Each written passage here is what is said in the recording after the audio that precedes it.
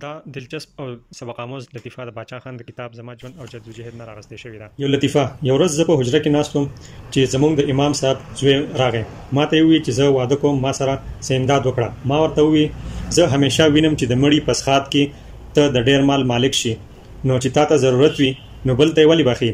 هغه راته په جواب کې وویل چې دومره مال هیڅ څوک د زړه نه بخي، مونږ یې له ویرې بل ته بخو، او بله دا چې زمونږ یقین دی چې مونږ ته یې څوک نه راکوي، راکول خو پرېږده بېعزتي مو ونه کړي. ما ورته وویل چې وهل پکې نه وي او مال هم ستا شي نو بیا. ده راته وویل چې بیا خو ډېره ښه ده، بیا به خو زه هېڅ چا ته ور نه کړم. ما وویل رښتیا وایي او تیار یې؟ هغه وویل چې بالکل رښتیا وایم او بالکل تیار یم. نو ما ورته وویل چې نن زما د تره لور مړه ده، ډېر څښاک یې دی، ستا واده پرې کېږي او ډایره کې کښېنه چې کله ستا وار شي او څښاک ځان ته قبول کړي بل ته یې مه بخه. ووایه چې زما ضرورت دی، بل ته یې نشم بخلی.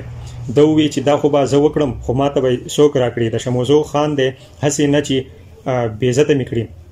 ما ورته وویل چې زه به ستا شاته ولاړ یم، څوک دې بېعزتي کولی نه شي. ویي چې ستا د امداد را سره وي نو بیا خو زه د چا نه ویره نه کوم. زما او د ده هم په دې فیصله وشوه چې روانېدو. نو ما ورته وویل چې پام کوه چې دا خبره د خولې نه چاته ونه خېژئ. چې جنازه وشوه او څښاک ته مولیان په دایره کې کېناستل. د اخوا دیخوا وکتل چې زه یې ولیدم نو لاړو دایره کې کېناست. کله چې د څښاک بخښنه اخیستنه شروع شوه زه ورو غوندې راغلم، د ده شاته ودرېدم چې څه وخت ده ته څښاک وبخلی شو او ده واخیست. د ده رنګ تک زیړ شو او ما ته یې وروستو وکتل او وویل چې ما ته د دې مال ضرورت دی، زه یې بل چاته نه بخم. د مولیانو د هلې ګولې څه اراده وه خو زه ورمخکې شوم او د هغوی نه مې تپوس وکړو چې مولیانو صاحبانو شریعت په دې باره کې څه وایي.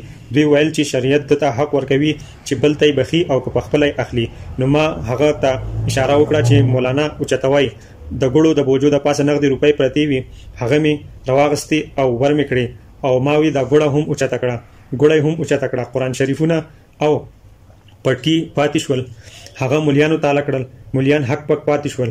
وروستو یې بیا د مړي خاوند ته ویل چې د مړي سره احسان ونه شو. هغه مولا چې بله ورځ ګوړه منډی ته وړي ده چې خرڅه یې کړي، نو د شموزو خان صاحب ورپسې ورغی او ګوړه یې په زور ورنه بیرته واغسته. د شریعت په وړاندې خو دا پردی مال و، دوی ته اخیستی جایز نه و، خو دوی په شریعت څه کار و. زمونږ د کلي یو سړی و، هغه به ویل چې اسلام نشته، هسې ګنګوسي دي. چې د مولیانو دا عمل وي نو د مقتدیانو به څه حال وي. سموده خو مولیانو د څښاک د دایرې نه لاس واغس، بیا یې په خپلو کې جرګه وکړه که موږ دا کار پرېښود دومره موده چې موږ کړی دی نو عوامو توجه به رانه وګرځي. وایي به چې دا مولیان نه پوهېدل او عبدالغفار پوهېږي. نو بیا یې د څښاک طریقه د پخوا په شان شروع کړه او په کوم مولا چې به یې لږ غوندې شک راغی نو په دایره کې به یې نه پرېښودو. په دې کې د مولیانو غریبانانو څه قصور نشته. مونږ قام په خپله ګرم یو، چاته چې د دین او مذهب ټول واک او اختیار ور وسپارو، د تعلیم او تربیت غم یې نه کوو. دروازه په دروازه وظیفه راوړی خدای مو وبخه.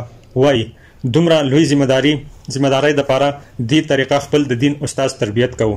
دا زمونږ خپله ګناه ده. حقیقت دا دی چې کله مونږ مسلمانان شو نو بعضې هغه د هندوانو د وخت رسمونه او رواجونه مو پرې نه ښودل، لکه څنګه چې هغوی د ژوند د مختلف شعبو دپاره بیلې بیلې ډلې ټاکلي، هغه هم په هغه شکل کې مونږ جاری وساتلي.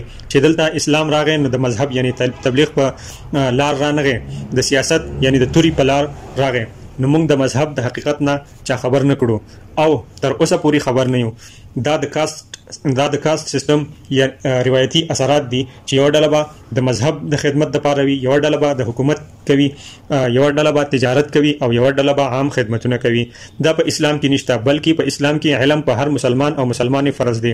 زموږ د ملیانو د دنیاوي علومو او د سیاست خواته توجه نشته او زمونږ د دولتمنو خلکو د دینی علومو خواته توجه نشته. نو ځکه مونږ په دنیا هم خوار یو او آخرت به هم خوار وي. یوازې دا نه، د داسې ملیانو د لاسه مونږ ته نور هم ډېر نقصانونه رسېدلي دي په دنیا کې چې د کار خدمت سړی پیدا شوی دی دوی پرې یا د وهابي فتوا لګولې ده او یا د هندو یا د کافر او په دې نومونو یې له خدمت نه پاتې کړی دی نه په خپله د خلکو خدمت کړی دی او نه بل ورته پرېښی دی بېکاره او بې کسبه لمونځ ادا کوه او ډوډۍ